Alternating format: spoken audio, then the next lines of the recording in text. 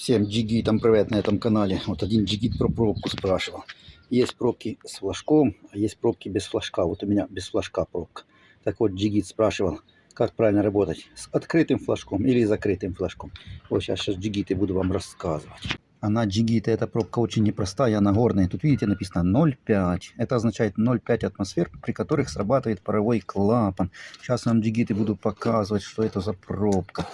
Она не просто закрывает вот это отверстие. Мне еще есть два клапана. Вот этот, видите, такой большой клапан с резинкой.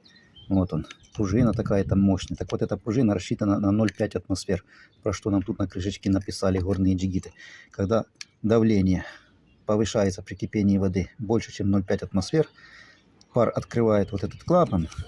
И через вот эту вот трубочку пар вырывается наружу, потому что если он не будет вырываться, то есть давление будет повышаться дальше, то просто разорвет вам радиатор. Поэтому, чтобы не разорвало радиатор, служит вот такой вот паровой клапан. Вот видите, он так нажимается, когда больше 0,5 атмосфер, и выпускает лишнее давление. А еще джигиты, тут есть еще один горный клапан.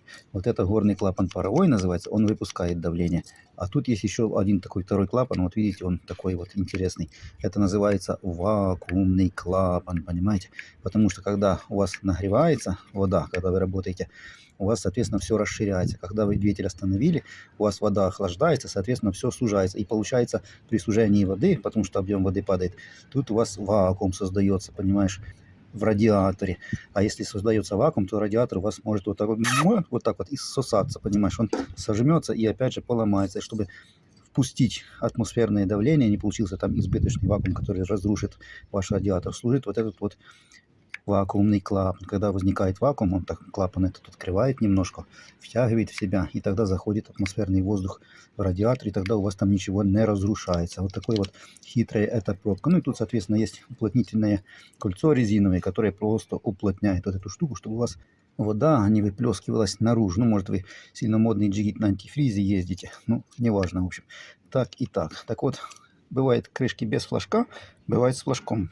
Вот у меня старая крышка без флажка. Первые мотоблоки, они шли без флажка. А уже последующие мотоблоки, они уже начали идти с флажком. Так вот, что это за флажок? Флажок тут опускается или поднимается. Так вот, когда вы поднимаете этот флажок, то вы нажимаете вот этот паровой клапан. Видите, вот так он нажимается немножко, и тогда у вас вот этот паровой клапан уже не работает, он постоянно открыт. Получается, у вас радиатор сообщен с атмосферой, понимаете? И там у вас давление не может нарасти, потому что как только там давление нарастет, клапан у вас открытый, оно сразу выбегает на улицу. То есть тем флажком вы открываете вот этот паровой клапан, у вас крышка перестает работать, весь этот механизм перестает работать. А нужен этот флажок для того, чтобы вам не повредило ваше здоровье, потому что это тут по-китайски все написано.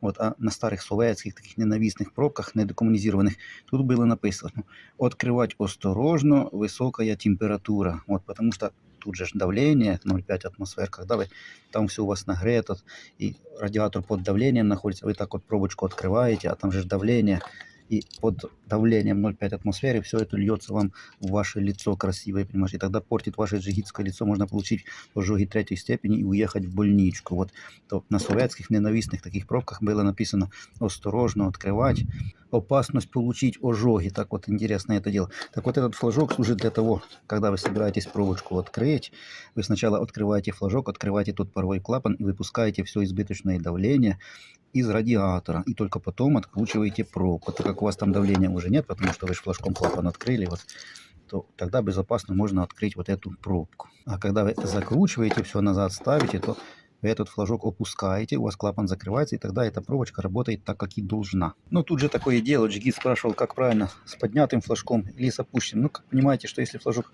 поднятый и клапан открытый, то это не совсем правильно. Вся задумка вот этого всего механизма, этих двух клапанов, в том, что при нормальных условиях, при нормальном атмосферном давлении вода кипит при 100 градусах, а если там избыточное давление, то есть с повышением давления, то вода начинает закипать на несколько градусов позже, то есть вроде как закипает позже. Вот этот паровой клапан обеспечивает такой эффект. Ну и второе, вода не выкипает, потому что если не будет этих всех клапанов, то есть пробочка будет негерметичная, то у вас вода будет выкипать даже при 60 градусах, потому что чем больше вода нагрета, тем больше она немножко испаряется. А просто герметичную крышку просто вот так вот чопик взять и вставить нельзя, потому что, опять же, создастся избыточное давление и порвет радиатор. Тогда уже надо паровой клапан. Вот такая вот ерунда. Вот эта вся крышка для того, чтобы не выкипала быстренько вода. Но так как у мотоблока термосифонная система, а термосифонная система, она сама по себе, понимаете, предназначена вроде как, чтобы из нее вода выкипала. Есть вот такие же двигателя, только они называются самовары, там вместо радиатора стоит просто бачок с водой. И там вода принципиально должна выкипать. Вот так система это сделана, что там вода просто выкипает, ее надо просто постоянно доливать.